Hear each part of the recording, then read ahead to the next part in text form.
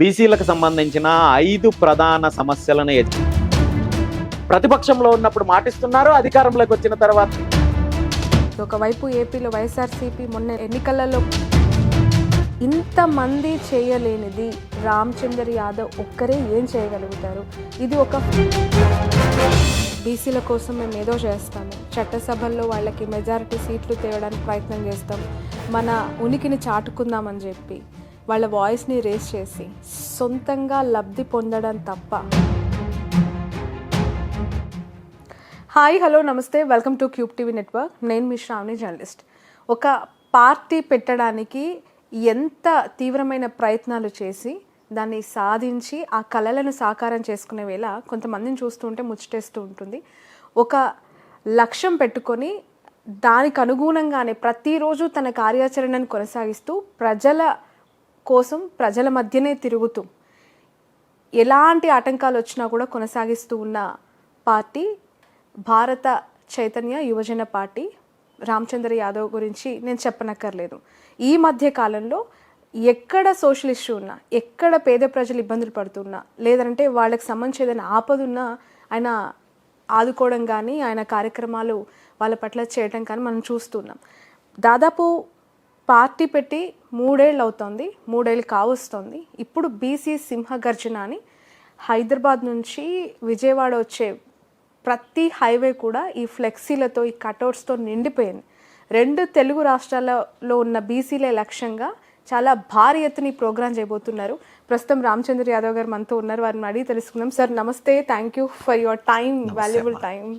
చాలా బిజీగా కనిపిస్తూ మాకు టైం ఇచ్చినందుకు ధన్యవాదాలు. ఇందాక ముందు నేను చెప్పినట్టు పార్టీ 3 ఏళ్ళు పూర్తి చేసుకోబోతోంది. అసలు అనుకున్న లక్ష్యం నెరవేరిందా?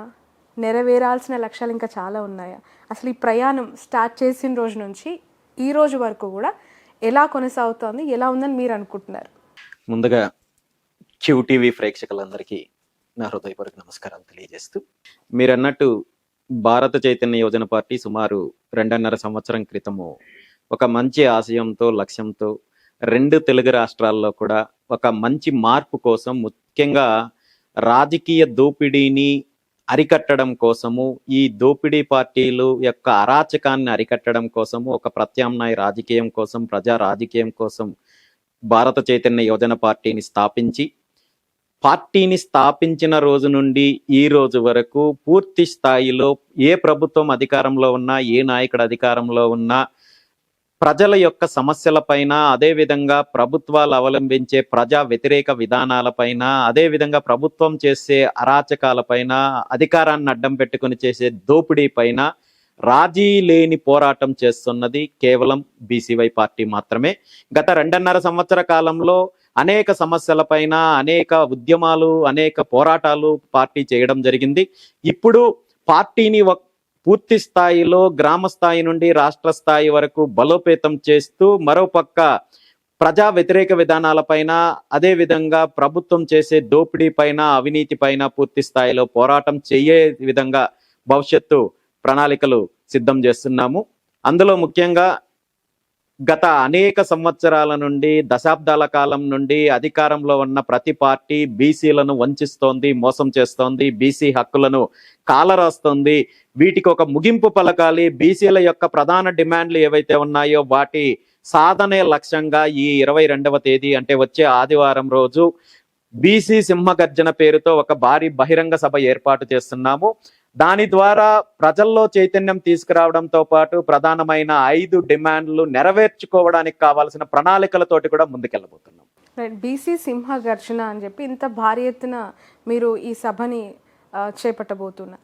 అసలు మెయిన్ లక్ష్యాలేంటి, మోటివ్ ఏంటి, ఆ సభ యొక్క ఉద్దేశం, అందులో ప్రస్తావించే అంశాలు బీసీల కోసం ఏమై ఉంటాయి? ముఖ్యంగా బీసీ సింహగర్జన అనేది సమస్యలు, అదేవిధంగా న్యాయమైన డిమాండ్లు, హక్కులతో కూడిన ఎజెండాతో ఏర్పాటు చేయడం జరిగింది. మీరు అన్నట్టు ఫ్లెక్సీల విషయమో, లేదా మరొకటో, లేదంటే పబ్లిసిటీ కోసమో, లేదా రాజకీయ పరమైన అంశంతోటో, లేదంటే ఎన్నికల పరమైన అంశంతో ఏర్పాటు చేసింది కాదు. బీసీలకు సంబంధించిన 5 ప్రధాన సమస్యలను ఎజెండాగా చేసుకొని ఈ కార్యక్రమాన్ని చేస్తున్నాము. అందులో ప్రధానంగా బీసీల పైన అనేక దాడులు జరుగుతున్నాయి, హత్యలు జరుగుతున్నాయి. ప్రభుత్వం ఏదొస్తే ఆ ప్రభుత్వము బీసీలను టార్గెట్ చేసుకొని అనేక రకాలుగా అణగదొక్కే ప్రయత్నం చేస్తున్నారు, దాడులు చేస్తున్నారు. దీనికి అనుగుణంగా దీనికి ఎక్కడో ఒక చోట ఒక పరిష్కారం కావాలి అనే ఉద్దేశంతో భారత చైతన్య యువజన పార్టీని స్థాపించిన రోజు అంటే 2023 జూలై 23వ తేదీన స్పష్టంగా ప్రకటన చేయడం జరిగింది. మాకు అవకాశం వచ్చిన రోజు బీసీలకు రక్షణ చట్టాన్ని తీసుకొని వస్తామని చెప్పడం జరిగింది. ఈ అంశాన్ని ఆ తర్వాత కాలంలో అప్పుడు ప్రతిపక్షంలో ఉన్న తెలుగుదేశం పార్టీ ఒక రాజకీయ పరమైన అంశంగా, రాజకీయ లబ్ధి కోసము ఇదే డిమాండ్ ని తన మేనిఫెస్టోలో పొందుపరిచి ఇప్పుడు ముఖ్యమంత్రిగా ఉన్న చంద్రబాబు నాయుడు గారు కావచ్చు, వాళ్ళ కుమారుడు నారా లోకేష్ గారు కావచ్చు, పాదయాత్ర చేస్తూ అనేక సందర్భాల్లో మాకు అధికారం వస్తే మేము అధికారంలోకి వచ్చిన 100 రోజుల్లో బీసీలకు రక్షణ చట్టం తీసుకొని వస్తానని చెప్పి హామీ ఇచ్చి తీరా అధికారంలోకి వచ్చి సుమారు 18 నెలలు 19 నెలలు కావస్తున్నప్పటికీ కూడా ఇప్పటి వరకు ఈ అంశం పైన ఒక్క అడుగు కూడా ముందుకు వెయ్యలేదు. ఈ 18 నెలల కాలంలో బీసీల పైన అనేక దాడులు జరిగాయి, హత్యలు జరిగాయి, అనేక రకాలుగా ఇబ్బందులు ఎదుర్కొన్నప్పటికీ కూడా ప్రభుత్వం ఇప్పటి వరకు స్పందించలేదు. కాబట్టే ఈ అంశాన్ని ప్రధానంగా తీసుకోవడం జరిగింది. దాంతో పాటు కొత్తగా నిర్మిస్తున్న రాజధాని ప్రాంతంలో రైతుల దగ్గర నుండి ఇప్పటికి 33,000 ఎకరాలు సేకరించారు. మళ్ళీ రెండో విడతగా మళ్ళీ భూసేకరణ, మూడో విడత అంటున్నారు. అంటే సుమారు 70 నుండి 75,000 ఎకరాలు భూసేకరణ చేపట్టి ఈ భూసేకరణ అభివృద్ధి పేరుతో, రాజధాని నిర్మాణం పేరుతో అధికారంలో ఉన్న వాళ్ళ యొక్క బినామీలకు, వాళ్ళకు సంబంధించిన కంపెనీలకు, వాళ్ళకు సంబంధించిన ఎవరైతే వాళ్ళ కుటుంబ సభ్యులు, వాళ్ళ సంస్థలు ఉన్నాయో దోపిడీ సంస్థలకు కట్టబెట్టే ప్రయత్నం జరుగుతోంది. ఇందులో బీసీలు నష్టపోతున్నారు. కాబట్టి బీసీల యొక్క అభివృద్ధి కోసము, భవనాల కోసము, భవిష్యత్తులో బీసీ సామాజిక వర్గాలకు చెందిన పెట్టుబడిదారులు, పారిశ్రామికవేత్తలు అభివృద్ధిలో భాగస్వామ్యం అవ్వడం కోసం కనీసము 1000 ఎకరాలు భూ కేటాయింపు చెయ్యాలనేది మరో ప్రధాన అంశము. దాంతోపాటు ఇప్పటి వరకు అధికారంలో ఉన్న పార్టీలన్నీ ఏవైతే తప్పుడు హామీ ఇచ్చారో, బీసీల యొక్క సమగ్ర కులగణన చేపట్టి బీసీలకు మేము రిజర్వేషన్లు పెంచుతామని చెప్పి ప్రతిపక్షంలో ఉన్నప్పుడు మాటిస్తున్నారు, అధికారంలోకి వచ్చిన తర్వాత అణిచివేసే ప్రయత్నము మాట తప్పుతున్నారు. కాబట్టి ఇందులో ప్రధాన డిమాండ్లలో భాగంగా సమగ్ర కులగణన చేపట్టి బీసీలకు 44% విద్యా ఉద్యోగాలతో పాటు స్థానిక సంస్థల్లో 44% రిజర్వేషన్లు ఇవ్వాలి. దాంతో పాటు బీసీల యొక్క కార్పొరేషన్లకు సంబంధించి నిధులు కేటాయించాలి అనేలాంటి ఒక 5 ప్రధాన అంశాలను ఎజెండాగా తీసుకొని ఈ కార్యక్రమం చేస్తున్నాము. ఈ ఎజెండాని సాధించడం కోసము భవిష్యత్తు ప్రణాళికలు కూడా, భవిష్యత్తు కార్యాచరణ కూడా ఈ కార్యక్రమంలో ప్రకటించబోతున్నాం. బట్ రామచంద్ర గారు, ప్రతి రాజకీయ పార్టీ కూడా బీసీలకి పెద్దపీట వేస్తున్నాం, బీసీలే మా ప్రధాన ఎజెండా, వాళ్ళ కోసం మేము ఎంతవరకైనా వెళ్తామని చెప్పి బీసీ నినాదానికి పెద్దపీట వేస్తూ వాళ్ళ మేనిఫెస్టోస్ కావచ్చు, వాళ్ళ ప్రసంగాలు కావచ్చు మేము చూస్తూ ఉన్నాం. యాజ్ ఎ మీడియా పర్సన్స్గా ఎన్నో కార్యక్రమాలు స్పెషల్లీ బీసీల కోసం ఇంప్లిమెంట్ చేసిన పార్టీస్. ఒకవైపు ఏపీలో వైఎస్ఆర్సీపీ మొన్న ఎన్నికలలో కూడా ఎంత పెద్ద పీట వేసింది. తెలంగాణకు సంబంధించిన బీసీ నాయకుడు ఆర్ కృష్ణయ్య గారిని తీసుకొచ్చి రాజ్యసభకు పంపించిన చంద్రబాబు నాయుడు గారు కావచ్చు, అక్కడ ఆల్రెడీ ఇప్పుడు కల్వకుంట్ల కవిత గారు బీసీ నినాదం ఎత్తుకున్నారు. అదే నినాదంతో ఎమ్మెల్సీగా తీన్మార్ మల్లన్న ఇప్పుడు అదే కోటాలో పనిచేస్తూ ఉన్నారు, రాజకీయ పార్టీ అంటున్నారు, ఆయన కూడా సభలు పెడుతూ ఉన్నారు.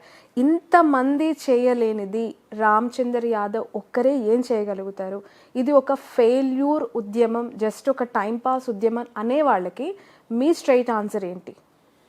ఖచ్చితంగా బీసీ ఉద్యమం అనేది ఫెయిల్యూర్ కాదు, టైంపాస్ కాదు.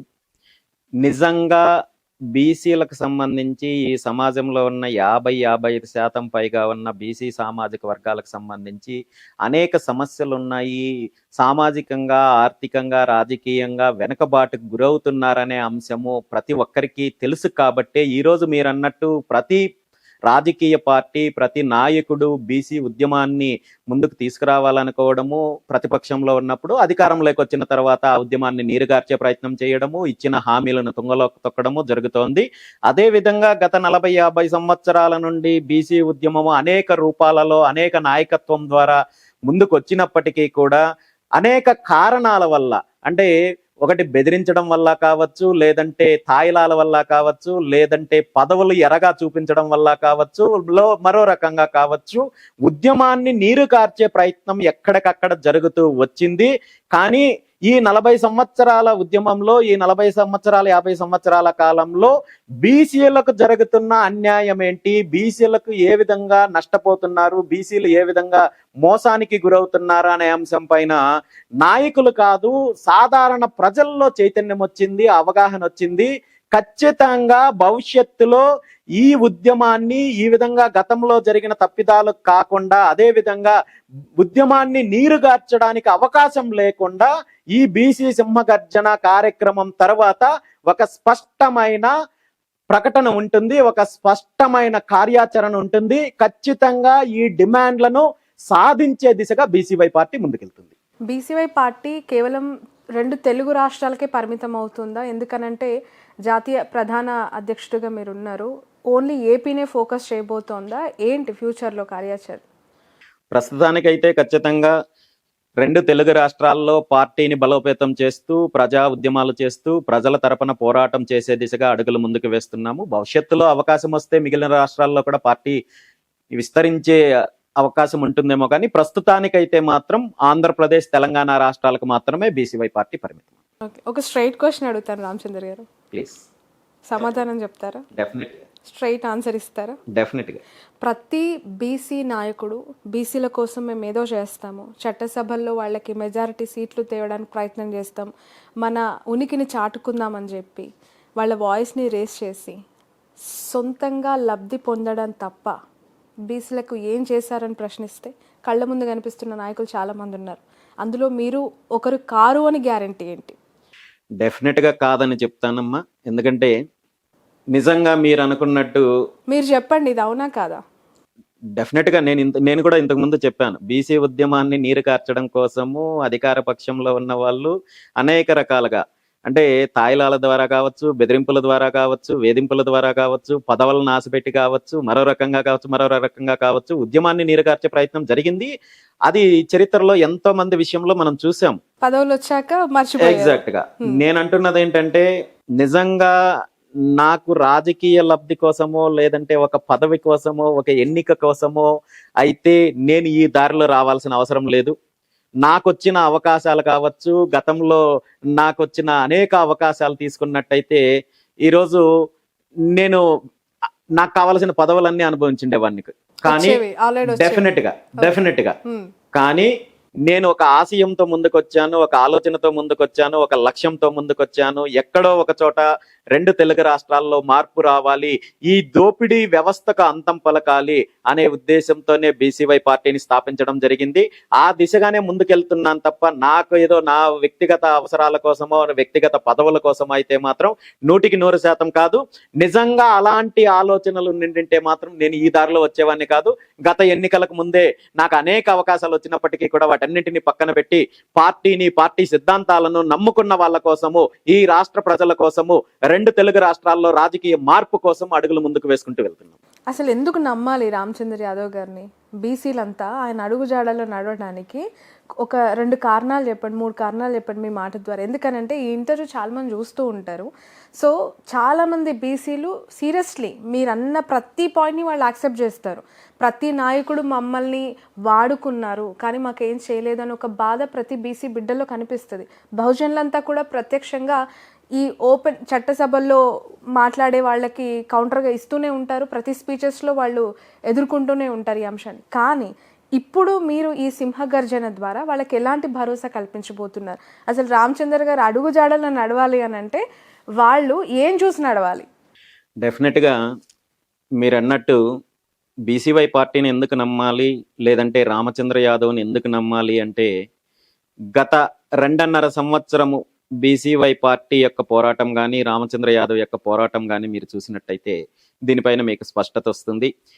బీసీవై పార్టీ అనేది కేవలం బీసీల కోసం మాత్రమే కాదు, సమాజంలో ఉన్న ఏ వర్గానికి అన్యాయం జరిగినా, రైతుల నుండి బలవంతంగా భూసేకరణ చేపట్టినా అక్కడ అండగా నిలిచాము, మత్స్యకారులకు అండగా నిలిచాము, మహిళలకు అండగా నిలిచాము, అదేవిధంగా దళితుల పైన దాడులు జరిగినా, దళితులకు అన్యాయం జరిగినా అక్కడ అండగా నిలిచాము, అదేవిధంగా సనాతన ధర్మానికి అపచారం జరిగినా, అన్యాయం జరిగినా, సనాతన ధర్మం పేరు చెప్పి, అధికారం పేరు చెప్పి దోపిడీ జరిగినా అక్కడ బీసీవై పార్టీ పోరాటం చేసింది. 2 తెలుగు రాష్ట్రాల్లో ఈ దోపిడీ పార్టీలు చేసే ప్రతి కార్యక్రమం, ప్రతి అవినీతి పైన, ప్రతి ఏదైతే కుట్ర పైన పోరాటం చేసింది. అన్ని వర్గాలకు అండగా ఉంది. మరీ ముఖ్యంగా మీరన్నట్టు బీసీలకు సంబంధించిన సమస్యల పైన మొదటి నుండి పార్టీ ఆవిర్భావం నుండి ఈ రోజు వరకు ఒక స్పష్టమైన విధానంతో వెళ్తున్నాము. బీసీలకు సంబంధించిన అంశాలపైన పార్టీలో బాధ్యతల అంశం కావచ్చు, గతంలో ఎన్నికల్లో పోటీ చేసినప్పుడు బీసీలకు ఇచ్చిన ప్రాధాన్యత కావచ్చు, భవిష్యత్తులో బీసీల అభివృద్ధికి సంబంధించిన అంశాలు కావచ్చు, బీసీలకు సంబంధించిన న్యాయపరమైన డిమాండ్లు, హక్కుల కోసం చేసే పోరాటంలో కావచ్చు, బీసీవై పార్టీకి స్పష్టమైన అవగాహన ఉంది. ఆ దిశగానే ముందుకెళ్తున్నాము. మా ప్రయాణాన్ని, మా పోరాటాన్ని ఈ రోజు ప్రజలు యాక్సెప్ట్ చేస్తున్నారు కాబట్టి ఈ రోజు మా కార్యక్రమాలకు కావచ్చు, పార్టీకి కావచ్చు మద్దతు ఇస్తున్నారు. భవిష్యత్తులో మరింతగా బీసీ వర్గాలలో చైతన్యం తీసుకొని వచ్చి పార్టీని బలోపేతం చేసి ఏదైతే పార్టీ ప్రధాన లక్ష్యం ఉందో, ప్రత్యామ్నాయ అధికారం ఏదో కావాలని కోరుకుంటున్నారో ఈ రాష్ట్ర ప్రజలు, ఈ 2 తెలుగు రాష్ట్ర ప్రజలు, ఆ దిశగా బీసీవై పార్టీ ముందు అడుగు వేస్తుంది. మిమ్మల్ని చూస్తుంటే చాలా అగ్రెసివ్ పొలిటికల్ లీడర్ లాగా మాట్లాడుతూ ఉన్నారు, కనిపిస్తున్నారు. ఏంటి మీ స్టైల్ ఆఫ్ అటైర్? తెల్ల చొక్కా, తెల్ల పంచ, చెప్పులు లేని నడక, చేతికి అన్ని దేవుడి దారాలు, కుంకుమ బొట్టు, చాలా డిఫరెంట్గా. అంటే ఈ తరం రాజకీయ నాయకులకి కొంత భిన్నంగా ఉన్నారు. ఎందుకంటే డైరెక్ట్ చూస్తున్నాను కాబట్టి. ఏదైనా మోటో ఉందా దీని వెనక? ఇందులో ప్రత్యేకంగా డిజైనింగ్ అనో లేదంటే మరో రకంగానో ఏమీ లేదు. సాధారణంగా నేను రాజకీయాల్లో రాకముందైనా, రాజకీయాల్లోకి వచ్చిన తర్వాత అయినా నాకు ఎలా కంఫర్ట్గా ఉండాలనిపిస్తే అలా ఉంటున్నాను. అందులో భాగంగా నేను ఎక్కువగా స్పిరిచువల్గా ఉంటాను. ఆ విధంగా కొంతవరకు అలవాటు పడ్డాను కాబట్టి నేను కంఫర్ట్గా ఉన్నాను అనిపించి ఈ విధంగా ఉంటున్నాను తప్ప ప్రత్యేకంగా ఇందులో ప్లానింగో లేదంటే మరో రకంగానో డిజైనింగ్ అలాంటిది ఏం లేదు. ఎందుకు కాళ్ళకి చెప్పులు లేకుండా? మొన్న ఎక్కడో చూస్తాను వీడియో, ముళ్ళ కంచెల్లో కూడా అలా చెప్పులు లేకుండానే వెళ్ళిపోతూ ఉన్నారు. ఏంటి ఆ ప్రయాణానికి రీజన్? ప్రత్యేకంగా ఇక్కడ ఏదో ఛాలెంజ్లు అలాంటివి అయితే లేదంటే మొక్కుబడులు లాంటివి అయితే ఏం కాదు. ఒకానొక దశలో 2024 ఏప్రిల్ 23వ తేదీన ఇంట్లో ఒక పూజా కార్యక్రమము ఉన్నది. ఆ రోజు నెక్స్ట్ 2 రోజుల తర్వాత ఎలక్షన్ కి సంబంధించిన నామినేషన్ వేయడానికి వెళ్తే ఆ రోజు చెప్పులు వేసుకోకూడదు ఎందుకంటే దీక్షలో ఉన్నారనేసి అలాగే వెళ్ళడం జరిగింది.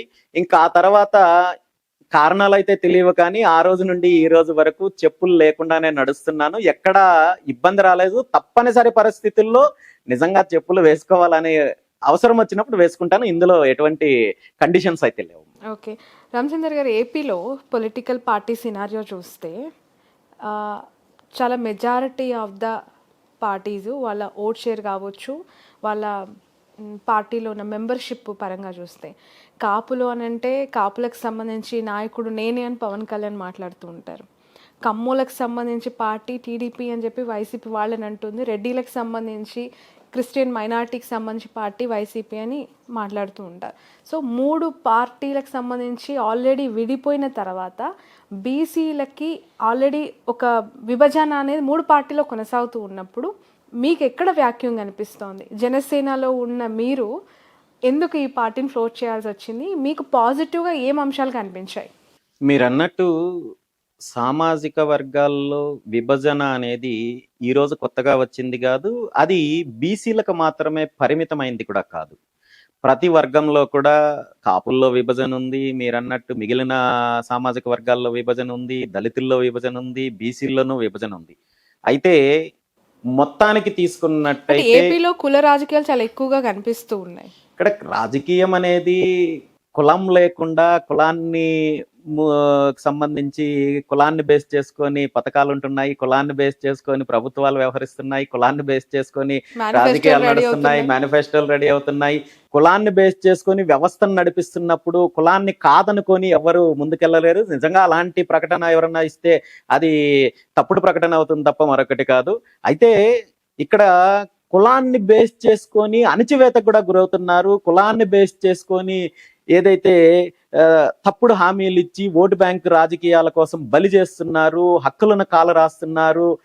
వీటన్నింటికీ కూడా ఎక్కడైతే అణగారిన వర్గాలు ఉన్నాయో, ఏ వర్గాలైతే అన్యాయానికి గురవుతున్నాయో వాటి తరపున పోరాటం చేయడానికి బీసీవై పార్టీ ముందుంటుంది. కాబట్టి ప్రధానంగా బీసీ ఎజెండాని తీసుకోవడము, అలాగని బీసీవై పార్టీ కేవలం బీసీలకు మాత్రమే పరిమితం కాదు, మిగిలిన సామాజిక వర్గాలందరినీ కూడా కలుపుకొని వెళ్లే ప్రయత్నమే చేస్తున్నాము. ఈ రోజు పార్టీకి సంబంధించిన కమిటీలు తీసుకున్నట్టయితే అన్ని సామాజిక వర్గాలు బీసీవై పార్టీ కమిటీలో ఉన్నారు.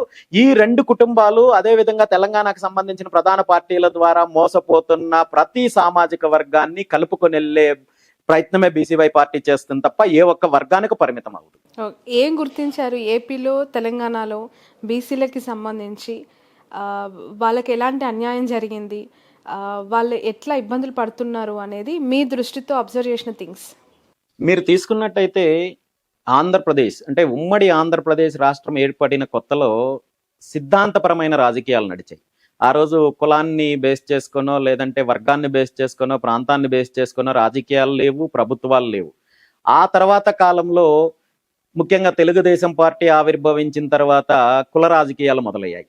రెండు సామాజిక వర్గాల మధ్య అధికార మార్పిడి కార్యక్రమం మొదలైంది. ఆ తర్వాత రాజశేఖర్ రెడ్డి గారు అధికారంలోకి వచ్చిన తర్వాత వర్గ రాజకీయాలు మొదలయ్యాయి. ఆ తర్వాత కాలంలో ముఖ్యంగా జగన్మోహన్ రెడ్డి గారు కొత్తగా పార్టీ తీసుకొచ్చిన తర్వాత కుటుంబ రాజకీయాలు మొదలయ్యాయి.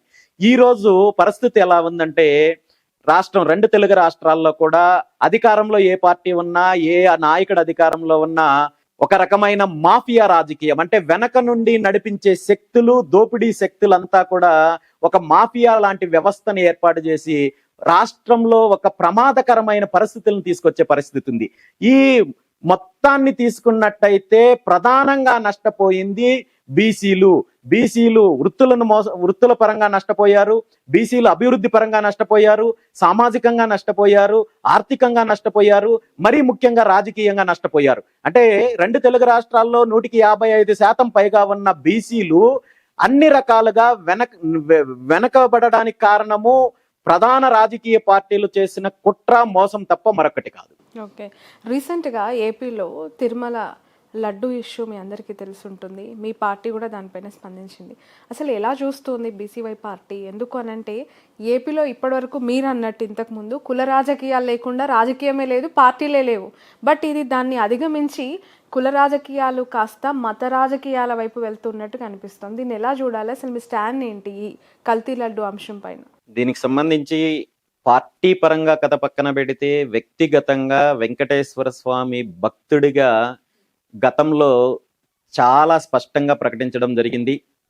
ఏదైతే తప్పిదం జరిగిందని మీరు అంటున్నారో, ఏదైతే అపచారం జరిగిందని మీరు అంటున్నారో, దాన్ని గుర్తించి బాధ్యులు ఎవరైతే ఉన్నారో దీనికి వాళ్ళపైన కఠినమైన చర్యలు తీసుకోవడంతో పాటు భవిష్యత్తులో మళ్ళీ ఇలాంటి అపచారం జరగకుండా ఉండాలంటే దీనికి శాశ్వత పరిష్కారం కావాలి. ఆ శాశ్వత పరిష్కారము టీటీడీ ఆధ్వర్యంలో సొంతంగా డైరీ ఏర్పాటు చేస్తేనే సాధ్యమవుతుంది. ఈ డైరీ ఏర్పాటు చేయడానికి నా వంతు బాధ్యతగా 1000 గోవులను ఉచితంగా అందించడంతో పాటు దేశవ్యాప్తంగా ఉన్న వెంకటేశ్వర స్వామి భక్తుల నుండి 1,00,000 గోవులు సేకరించి డైరీ ఏర్పాటుకు సహకరిస్తాను. అదే విధంగా మీరు డైరీ ఏర్పాటు చేయడానికి ఒక్క చోట ఇబ్బంది అనుకుంటే రాష్ట్రంలో ఒక 5-6 చోట్ల డైరీలు ఏర్పాటు చేసినట్టయితే ఈ డైరీ ఏర్పాటుకు కావలసిన భూములు సేకరించే బాధ్యత కూడా నేనే తీసుకుంటాను. అందులో భాగంగా నా సొంత ఊరైన పుంగనూరు ప్రాంతంలో మీరు డైరీ ఏర్పాటు చేసినట్టయితే 22 ఎకరాల నా సొంత మామిడి తోట ఉచితంగా టీటీడీకి అందించడంతో పాటు మీకు భూసేకరణకు సంబంధించి పూర్తి బాధ్యత నేను తీసుకుంటాను. దాని ద్వారా టీటీడీలో కావాల్సిన నెయ్యి, స్వచ్ఛమైన నెయ్యి స్వామివారి ప్రసాదాల కోసం కావచ్చు, అదేవిధంగా లడ్డు ప్రసాదం కోసం కావచ్చు, దాంతోపాటు రాష్ట్ర వ్యాప్తంగా అన్ని దేవాలయాలకు ప్రసాదాలకు కావాల్సిన నెయ్యిని అందించడానికి అవకాశం ఉంది. ఎందుకంటే ఈ మధ్య కాలంలో మళ్ళీ మనం చూస్తున్నాం, శ్రీశైలంలో ఉపయోగించే నెయ్యిలో కల్తీ జరిగింది, మిగిలిన దేవాలయాల్లో ఉపయోగించే నెయ్యిలో కల్తీ జరిగిందంటూ రకరకాల వార్తలు, రకరకాల పుకార్లు వస్తుండడం వల్ల ప్రపంచవ్యాప్తంగా ఉన్న కోట్లాది మంది హిందువుల యొక్క మనోభావాలు దెబ్బతింటున్నాయి. కాబట్టి దీనికి ఇదే శాశ్వత పరిష్కారము. దీని ద్వారా కేవలము నెయ్యి, స్వచ్ఛమైన నెయ్యి అందించడంతో పాటు పాలు, పెరుగు, వెన్న, ఈ అన్ని రకాల లబ్ధి ఉంది. ఈ మజ్జిగ లాంటి వాటిని కావచ్చు, పాలు కావచ్చు, సామాజికంగా ఏదైతే హాస్టల్స్ లో కావచ్చు, బస్టాండ్లో కావచ్చు, అదే విధంగా హాస్పిటల్స్ లో కావచ్చు ఉచితంగా అందించవచ్చు. దాంతో పాటు 1,00,000 గోవులతో మీరు డైరీ ఏర్పాటు చేసినట్టయితే దాని ద్వారా వచ్చే గోమూత్రం ద్వారా కావచ్చు, గోమయం ద్వారా కావచ్చు, ఏదైతే ఈ ఆయుర్వేదిక్ మెడిసిన్ తయారు చేయడంతో పాటు దీని ద్వారా ఎలక్ట్రిసిటీ కూడా ప్రొడ్యూస్ చేయొచ్చు. దీనికి సంబంధించి యుఎస్ కి సంబంధించిన ఒక కంపెనీ కూడా ఒక ప్రపోజల్ తో ముందుకొచ్చింది. దీని ద్వారా పూర్తిగా తిరుమల తిరుపతికి 2 ప్రాంతాలకి కూడా ఉచితంగా విద్యుత్తును కూడా అందించవచ్చు. ఇన్ని బహుళ ప్రయోజనాలు ఉన్నాయి. దాంతో పాటు తిరుమల దేవస్థానం ప్రతి సంవత్సరం కూడా వందలాది కోట్లు ధర్మ ప్రచారం పేరుతో ఏదైతే ఖర్చు పెడుతున్నారో అందులో ఈ గో సంపదను పెంపొందించడం కూడా భాగమవుతుంది. కాబట్టి అన్ని రకాలుగా మంచి జరుగుతుంది, శాశ్వత పరిష్కారం ఉంటుంది. తిరుమల విషయంలో రాజకీయాలు ఒకరిపైన ఒకరు ఆరోపణలు చేసుకోవడం మానేసి శాశ్వత పరిష్కారం కోసం కృషి చేయమని చెప్పి గత 15 నెలల క్రితమే నేను పుంగనూరు నుండి తిరుమల వరకు పాదయాత్ర చేసి ఈ పరిష్కారాన్ని ప్రభుత్వానికి, ముఖ్యమంత్రి చంద్రబాబు నాయుడు గారికి, తిరుమల తిరుపతి దేవస్థానం పాలక మండలికి, అధికారులకు విన్నవించుకున్నప్పటికీ కూడా ఇప్పటి వరకు కనీసము ఆ దిశగా ప్రయత్నం కానీ దానిపైన స్పందన కానీ లేదంటే వీళ్ళకున్న చిత్తశుద్ధి ఏంటో అర్థం చేసుకోవచ్చు. రైట్. ఒకవైపు పదే పవన్ కళ్యాణ్ గారు 15 ఏళ్ళు కూటమి అధికారంలో ఉంటుంది, నెక్స్ట్ 10 years కూడా మేమే వస్తాము, మమ్మల్ని కదిలించడానికి వీలు లేదు అని మాట్లాడుతున్నారు. మీరేమో 2029లో బీసీ అభ్యర్థి ముఖ్యమంత్రి కావాలి అని ఒక అభ్యర్థన లేదంటే డిమాండ్ వినిపిస్తోంది. బీసీల నుంచి వస్తున్న నినాదాలు చాలా ఎక్కువగా డిఫరెంట్ కమ్యూనిటీస్ని అట్రాక్ట్ చేస్తున్న ఒక పందాలో వెళ్తుంది. అసలు ఈ మాస్టర్ ప్లాన్ ఏంటి? బీసీ అభ్యర్థి ముఖ్యమంత్రి కావాలి 2029లో అనే మాస్టర్ ప్లాన్ వెనుకున్న అసలు రహస్యం ఏంటి? అలా బలంగా ఉన్న కూటమిని మీరు ఢీకొనగలిగిన సత్తా ఉందా? అంత క్యాడర్ ఉందా? అంత స్ట్రెంగ్త్ ఉందా మీకు? నిజంగా మీరు అన్నట్టు పవన్ కళ్యాణ్ గారు ఇచ్చిన స్టేట్మెంట్ ఏదైతే చంద్రబాబు నాయుడు గారిని నేను 15 సంవత్సరాలు ముఖ్యమంత్రిగా చూడాలని అన్నాడో అది ఈ రాష్ట్ర ప్రజలను, వారి పార్టీని, వారి పార్టీ యొక్క నాయకుల్ని, కార్యకర్తల్ని వంచడమే.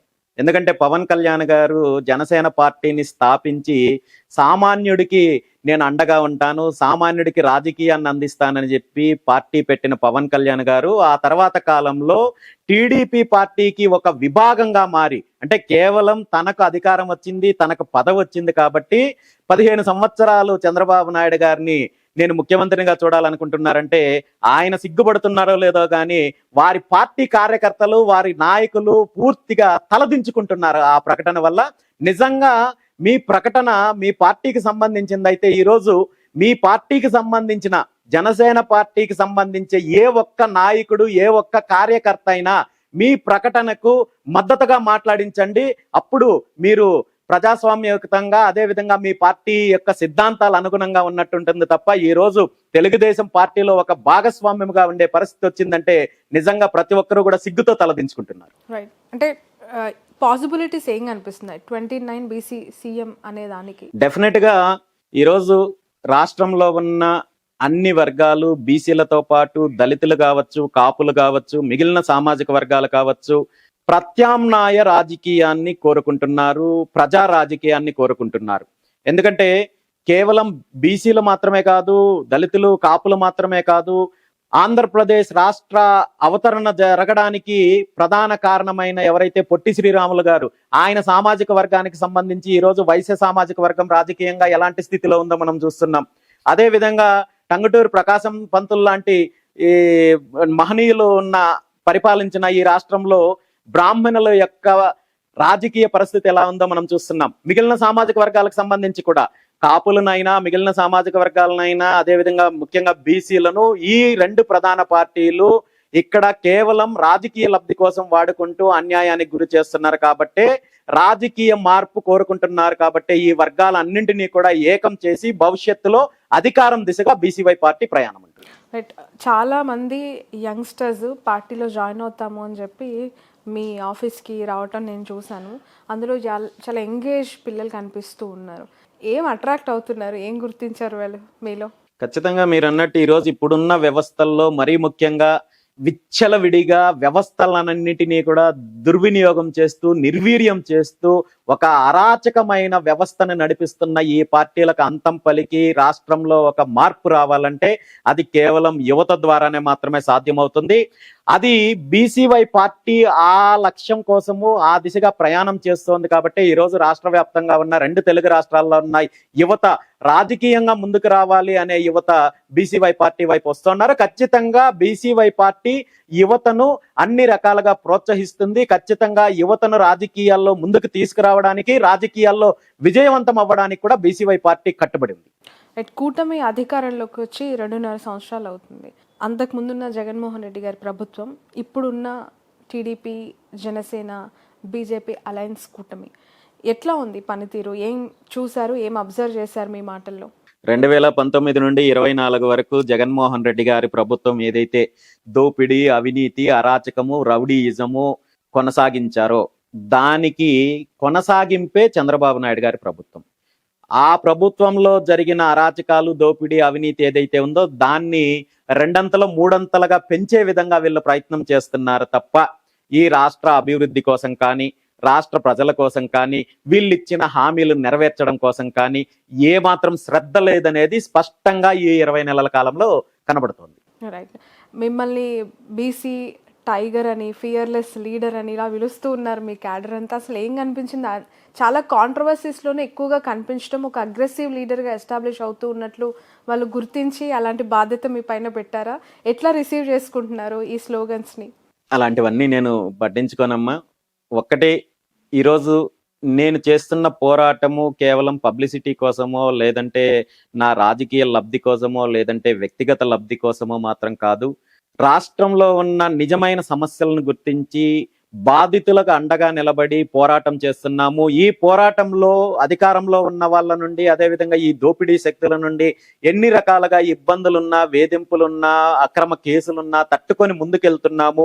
బాధితులకు ఒక భరోసా కల్పిస్తున్నాము. అదేవిధంగా ప్రజలకు అండగా నిలబడుతున్నాం కాబట్టి, ఆ నమ్మకం ప్రజల్లో ఉంది కాబట్టి ఈరోజు నా నాయకత్వంలో కావచ్చు, బీసీవై పార్టీ వైపు కావచ్చు, ప్రజలు అదేవిధంగా యువత ముందుకు వస్తున్నారు తప్ప ఇందులో నేనేమి సినిమా హీరోని కాదు, మరొకటి కాదు.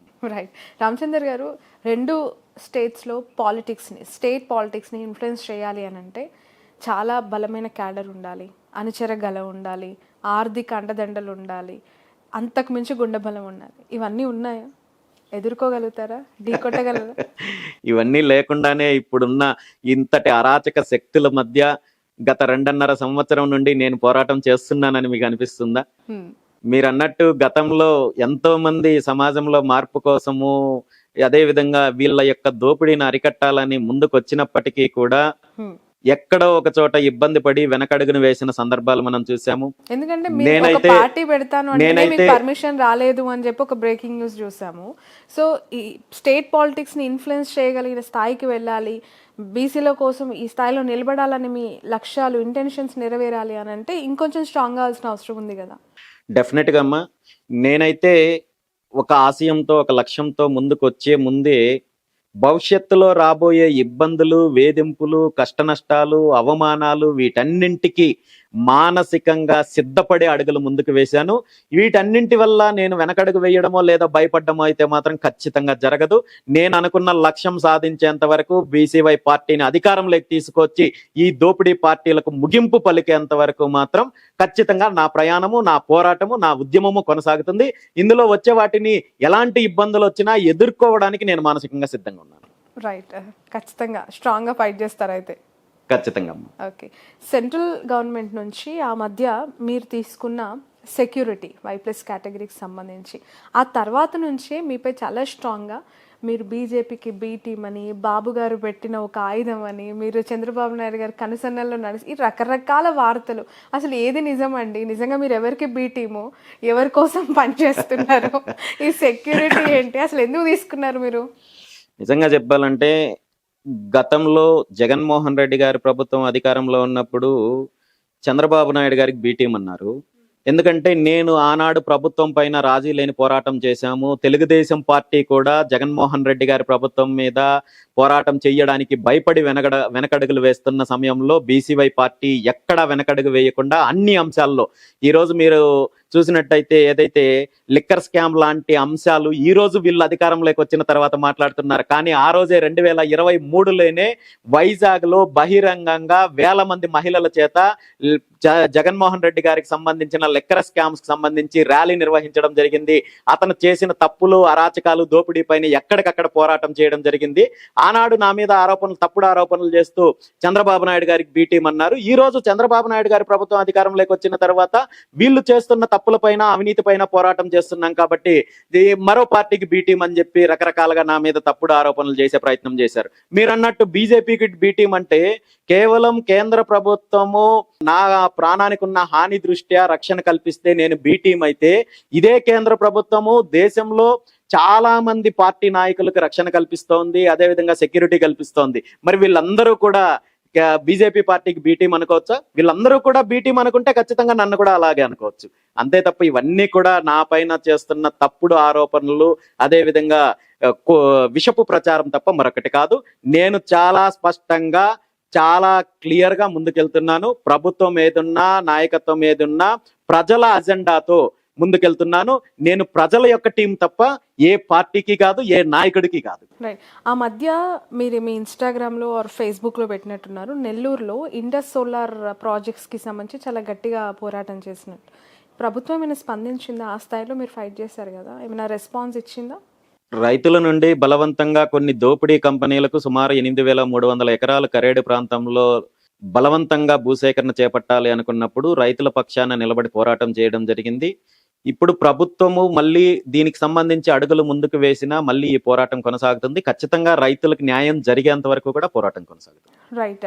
భవిష్యత్తు కార్యాచరణ ఏ విధంగా ఉండబోతుంది, ఎస్పెషల్లీ రాబోయే ఎన్నికలను ఉద్దేశించి? ఎందుకు అనంటే బీసీలలో ఎక్కువగా నష్టపోతున్నామని ఫీల్ అయ్యేది యువత. వాళ్ళకి రామచంద్ర యాదవ్ గారు ఎలాంటి భరోసాని ఇవ్వబోతూ ఉన్నారు?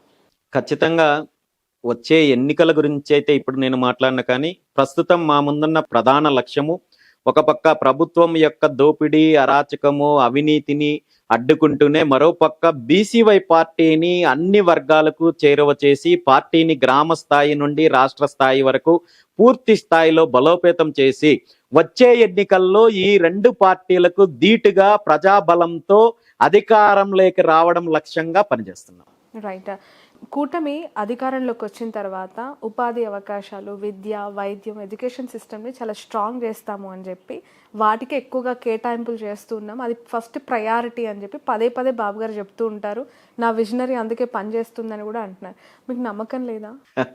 చంద్రబాబు నాయుడు గారి విజన్ మాటల్లో ఒక రకంగా ఉంటుంది, పేపర్లో ఒక రకంగా ఉంటుంది, చేతల్లో ఒక రకంగా ఉంటుంది, కనబడేది ఒక రకంగా ఉంటుంది, ప్రజలకు చెప్పేది ఒక రకంగా ఉంటుంది. ఇవన్నీ కూడా కేవలము మాటలకు, ప్రకటనలకు, పబ్లిసిటీకి పరిమితం తప్ప వాస్తవం కాదు. వాస్తవానికి ఇలాంటి ప్రకటనలు చేస్తూ రాష్ట్రాన్ని, రాష్ట్ర సంపదను, రాష్ట్ర భూములను, రాష్ట్రానికి సంబంధించిన మైన్స్ ను, రాష్ట్రానికి సంబంధించిన మినరల్స్ ని దోపిడీ చేయడానికి ఇచ్చే ప్రకటనలు తప్ప వీళ్ళ వల్ల ఇప్పటి వరకు తన అధికారంలో ఉన్న 22 సంవత్సరాల్లో జరిగిన పారిశ్రామిక అభివృద్ధి లేదు, రాష్ట్రానికి జరిగిన మంచి లేదు, రైతులకు జరిగిన మంచి లేదు, ఏ వర్గానికి మంచి జరగలేదనే విషయం స్పష్టంగా ఈరోజు కనబడుతోంది. రైట్. మీరు పుంగనూరుకి సంబంధించిన అభ్యర్థిగా, అంటే అక్కడ పోటీ చేసి గెలవాలనే ఇంటెన్షన్స్ కాస్త ఒక పార్టీని ఫ్లోట్ చేసి బీసీల కోసం ప్రత్యేకంగా ఈ స్థాయిలో మీరు డ్రైవ్ చేయాలనుకున్నారు. కేవలం ఇక్కడ ఏదో అన్యాయం జరుగుతోంది, ఒక లీడర్షిప్ క్వాలిటీస్ నాలో ఉన్నాయి కాబట్టి వీళ్ళకి న్యాయం చేయటానికనైనా, లేదంటే మిమ్మల్ని మీరు ఇంకాస్త బెటర్ పొలిటికల్ సిస్టంలో ఉండాలని ఊహించుకొని పార్టీ ఫ్లోట్ చేశారు స్ట్రైట్గా? ఎందుకు అని అంటే బీసీ సీఎం కావాలి, బీసీ అభ్యర్థులే సీఎం హోదాలో ఉండాలి, అప్పుడే న్యాయం జరుగుతుంది అనేది మీ నోటి నుంచి వచ్చిన మాట, అందుకనే అడుగుతున్నా. ఖచ్చితంగా అయితే ఇది నా వ్యక్తిగతమైన అంశము కాదు, నా రాజకీయపరమైన అంశము కాదు, లేదంటే నాకేదో పదవి కావాలనే ఆలోచన కాదు. నేను ఇంతకు ముందు కూడా చెప్పాను, నాకు నిజంగా పదవే కావాలనుకుంటే ఈ దారిలో రావాల్సిన అవసరం లేదు.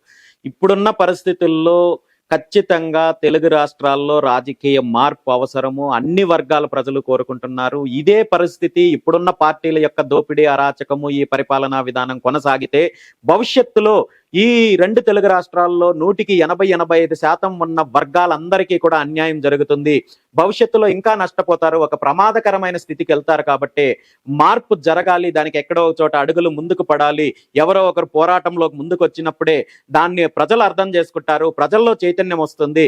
ఆ మార్పు కోసము ఖచ్చితంగా ప్రయత్నం జరుగుతుందనే ఉద్దేశంతోనే బీసీవై పార్టీని తీసుకురావడం జరిగింది. పార్టీ ఆవిర్భావం నుండి ఈ రోజు వరకు ఆ దిశగానే ముందుకెళ్తున్నాము. భవిష్యత్తులో పార్టీని పూర్తి స్థాయిలో బలోపేతం చేసి అన్ని వర్గాల ప్రజల యొక్క మద్దతు తీసుకొని ఖచ్చితంగా ఈ పార్టీలు ఏవైతే ఉన్నాయో దోపిడీ పార్టీలు, వాటి యొక్క దోపిడీకి అంతం పలికే దిశగా ప్రయాణం ఉంటుంది. రైట్. సింహగర్జనకి సంబంధించి ముఖ్య అతిథులు ఎవరెవరిని ఇన్వైట్ చేశారు? ప్రజాసింహ గర్జన అనేది ప్రధానంగా అజెండా ఆధారికంగా చేస్తున్న కార్యక్రమము. ఇది ఎన్నికల కార్యక్రమమో లేదంటే రాజకీయంగా చేస్తున్న కార్యక్రమం కాదు. కాబట్టి రాష్ట్రంలో, రెండు తెలుగు రాష్ట్రాల్లో బీసీల యొక్క హక్కుల కోసము, బీసీల యొక్క డిమాండ్ల కోసము ఎవరైతే పోరాటం చేస్తున్నారో వాళ్ళందరినీ కూడా ఆహ్వానించడం జరిగింది. ఖచ్చితంగా ప్రజల్లో చైతన్యం తీసుకొని వచ్చి ఈ ప్రధాన డిమాండ్లు ఏవైతే ఉన్నాయో వాటిని నెరవేర్చుకోవడానికి భవిష్యత్తు ప్రణాళికను సిద్ధం చేసే విధంగా, ప్రకటించే విధంగా కార్యక్రమం ఉంటుంది. Right. Thank you so much అండి రామచంద్ర యాదవ్ గారు. Thanks a lot. ఫైనల్లీ ప్రజలకు ఏమైనా మెసేజ్ ఇవ్వాలనుకుంటున్నారా? ఈరోజు రెండు తెలుగు రాష్ట్రాల్లో ఉన్న రాజకీయ పరిస్థితులు, ప్రభుత్వాల యొక్క పనితీరు, దోపిడీ, అరాచకము వీటన్నింటినీ గమనించినట్టయితే ఖచ్చితంగా రెండు తెలుగు రాష్ట్రాల్లో రాజకీయ మార్పు అవసరము, ఒక ప్రత్యామ్నాయ రాజకీయం అవసరము. అన్ని వర్గాలకు మంచి జరగాలి, రెండు తెలుగు రాష్ట్రాలు అభివృద్ధి చెందాలి, ఈ దోపిడీని అరికట్టాలి. ముఖ్యంగా వనరుల దోపిడీ, అదేవిధంగా భూముల దోపిడీని అరికట్టాలంటే ప్రత్యామ్నాయ రాజకీయం కావాలి. ముఖ్యంగా బహుజనులకు అధికారం కావాలంటే ఈ పార్టీల యొక్క అధికారానికి అంతం పలికి ప్రత్యామ్నాయ రాజకీయం వైపు అడుగులు వేయాల్సిన అవసరం ముందుకొచ్చింది. ముఖ్యంగా ఇందులో యువత భాగస్వామ్యము, యువత బాధ్యత తీసుకోవాల్సిన అవసరం వచ్చింది. కాబట్టి ఆ దిశగా బీసీవై పార్టీ పోరాటం చేస్తోంది. కాబట్టి బీసీవై పార్టీ యొక్క సిద్ధాంతాలకు మద్దతు ఇవ్వాలని చెప్పి రెండు తెలుగు రాష్ట్ర ప్రజలను, మేధావులను, అన్ని వర్గాల ప్రజలని కోరుకుంటున్నాను. థ్యాంక్ యూ సో మచ్ అండి. Wish you all the best, all success. ఎందుకనంటే బ్యాక్గ్రౌండ్లో వారసత్వంగా కోట్ల ఆస్తులు, తండ్రి రాజకీయ వారసత్వం పుణికిపుచ్చుకొని చాలామంది లీడర్స్గా ఎస్టాబ్లిష్ అవుతున్నారు. బట్ మీరు ఈ జనరేషన్కి రియల్ ఇన్స్పిరేషన్గా కనిపిస్తూ ఉన్నారు. అందుకే చాలామంది యంగ్స్టర్స్ వచ్చి మీ కండువాలు కప్పుకొని జాయిన్ అవుతూ ఉన్న పరిస్థితి. వాళ్ళ నమ్మకాన్ని ఎప్పుడూ వమ్ము చేయకుండా మీరు అనుకున్న లక్ష్యాన్ని సాధించాలని మనస్ఫూర్తిగా కోరుకుంటున్నాను. Wish you all success. Thank you. ఇది బీసీవై పార్టీ అధినేత రామచంద్ర యాదవ్ గారితో స్పెషల్ ఇంటర్వ్యూ.